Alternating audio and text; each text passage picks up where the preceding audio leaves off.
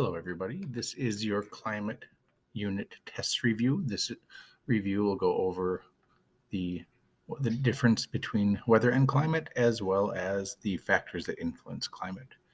So we started this unit talking about this tweet, and this tweet made the mistake of confusing weather and climate, saying that if it's so cold, how can there be global warming? Our notes for this unit began with taking a look at how we view temperature and is the current temperature normal, colder than normal, or warmer than normal. That launched us into weather and climate. So there is a difference between weather and climate. Remember, weather is what happens on a day-to-day basis. Weather includes current temperature, cloud cover, humidity. Is it 70 degrees and sunny? Is it 27 degrees and overcast? These are all examples of weather. Weather is the atmospheric conditions at any point in time.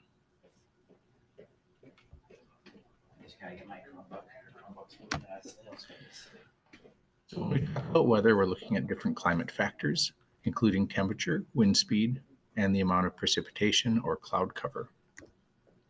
Climate, on the other hand, is the average weather for a long period of time. For the most part, for global climate, we're looking at just temperature. But for regional climates, we'd be looking at average temperatures as well as precipitation. So we would describe Burnsville as typically having cold and snowy winters and warm to even hot summers. When we look at a climate graph of Burnsville, here's what we see.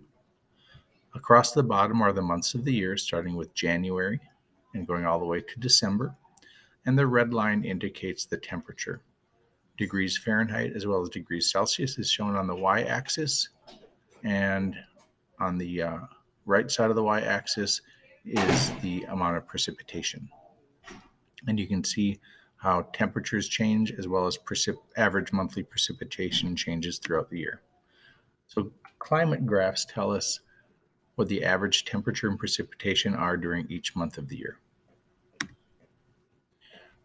So the factors that influence our climate, we can use the acronym LOWERN, where L is for latitude, O, ocean currents, W, winds, E, elevation, R, relief, and N, nearness to water. As we take a look at each of these, you should understand the general relationship between the factor and how it affects climate. So latitude, the general relationship between latitude and climate is, as you increase latitude, meaning as you move from the equator toward either pole, your temperature decreases. So the higher your latitude, the lower your average temperature, all other things being equal. What's the latitude of Burnsville, Minnesota? We're at right about 45 degrees north latitude, just a little south of that.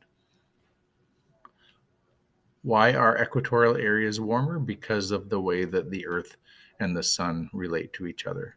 The sun is directly overhead in the tropics. That's between 23.5 degrees south and 23.5 degrees north as the Earth moves around its orbit of the sun. And so the equatorial and tropical areas get the most direct sunlight, whereas polar regions, the sunlight is spread farther apart, so you get less energy per square meter of land. Ocean currents. So ocean currents is the movement of water due to winds or differences in density, and differences in density can be caused by salinity, the amount of salt, or the temperature of the water. Go ahead and move that around. So how do ocean currents affect climate? If you have a warm ocean current near your coast, your area will have warmer temperatures. Cold temperatures, a cold current flowing nearby will cool the air and your climate as well.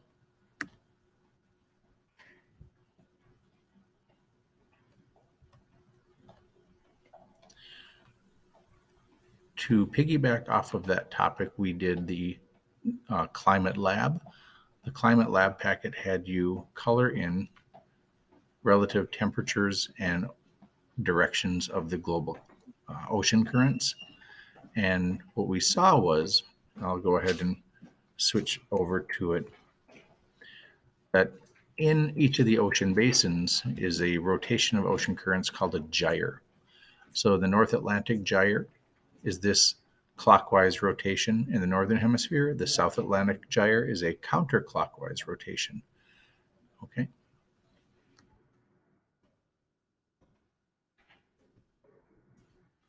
Now, what causes these to turn?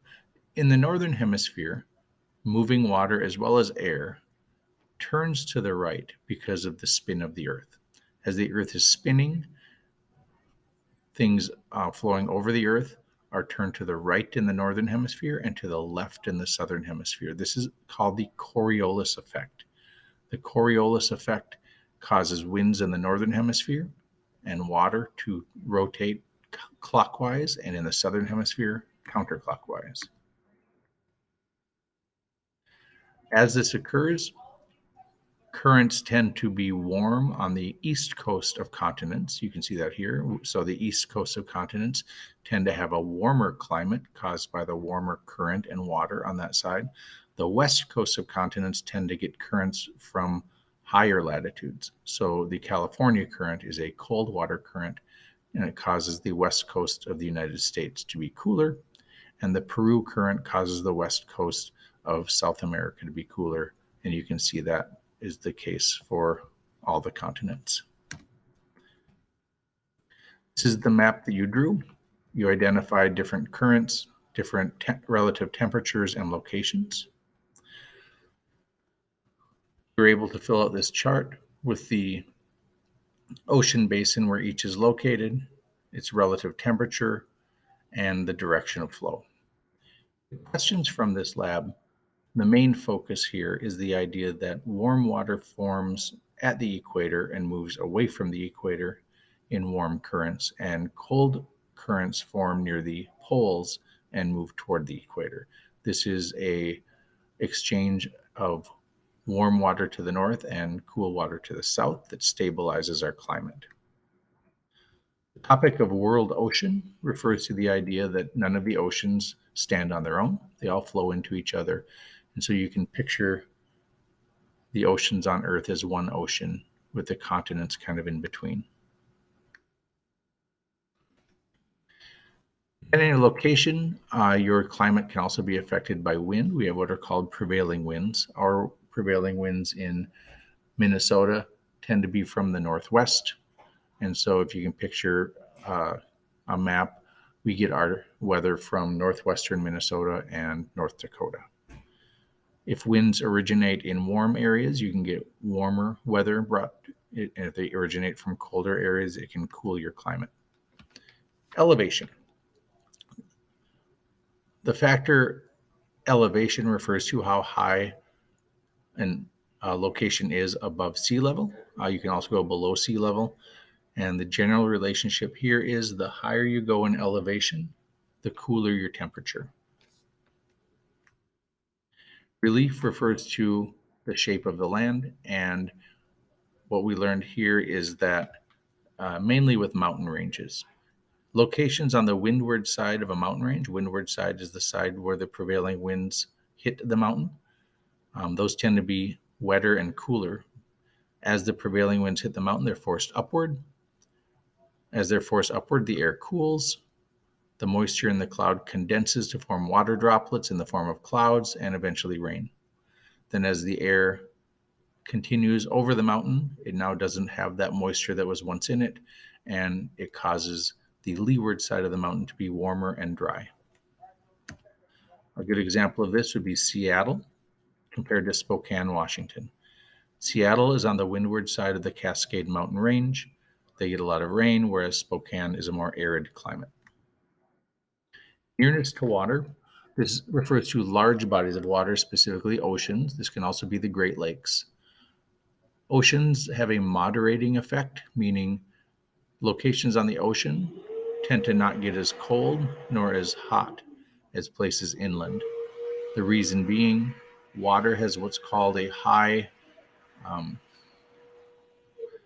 heat capacity, which means that it takes a lot of energy to heat water up, and it retains that heat a long time. It takes a lot to cool it off. So locations near the ocean, even though your air temperature might drop to 30 degrees, the ocean water may still be 70 or 80 degrees, and that will moderate the air temperature. Same thing if you get very hot air moving in, the temperature of the water being 80 degrees will moderate the temperatures. Well, that being said, San Francisco has a very moderate temperature. Wichita, Kansas is in the center of the continent. It has more extreme temperatures, and Virginia Beach, Virginia has moderate temperatures as well. One difference between San Francisco and Virginia Beach you'll see is Virginia Beach tends to get warmer than San Francisco. Think of the ocean currents.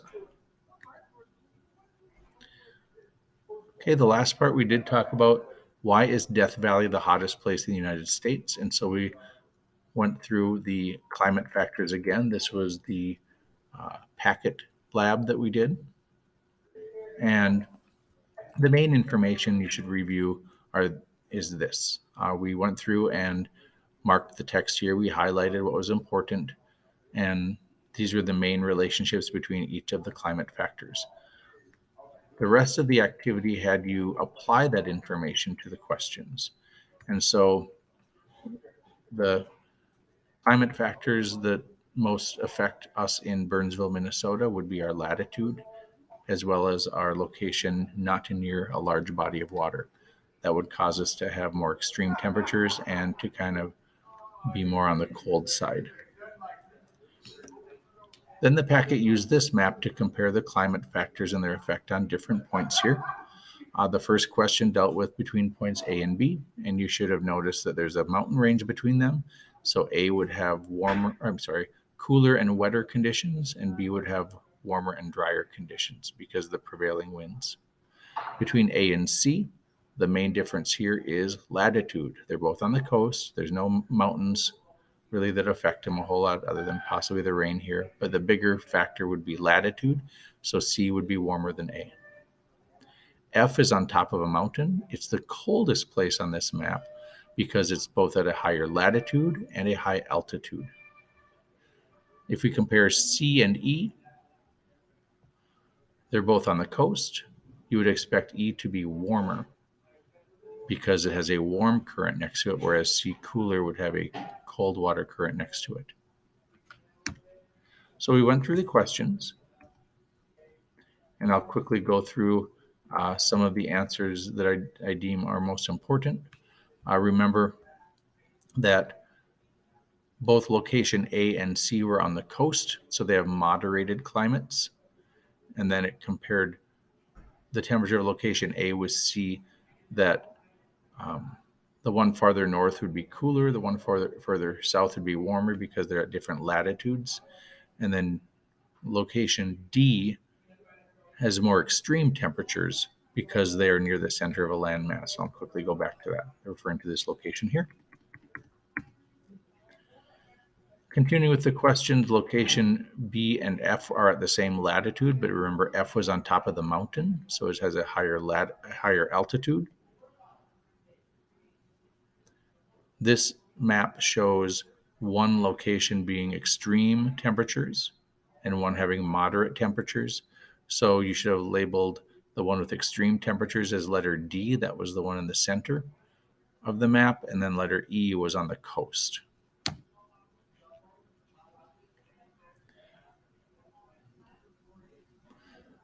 The next questions dealt with factors that cause location E to have the greatest annual rainfall. And that's what brings us into the effect of latitude on rainfall. In this assignment, we learned that there are what are called pressure belts on the Earth, and that focuses heavy rainfall on the Earth at latitudes of 0 degrees latitude, the equator, and 30 degrees north. I'm sorry, I said that wrong. And 60 degrees north and south. 30 degrees north and south, as well as the polar areas, tend to have dry weather. You're going to find most deserts are located at 30 degrees north and 30 degrees south.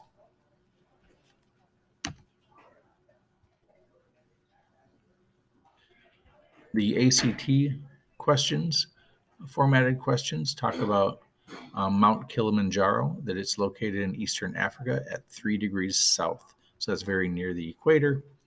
So which factor explains why there's snow at its peak? definitely the elevation. As you go upward in elevation, it gets colder.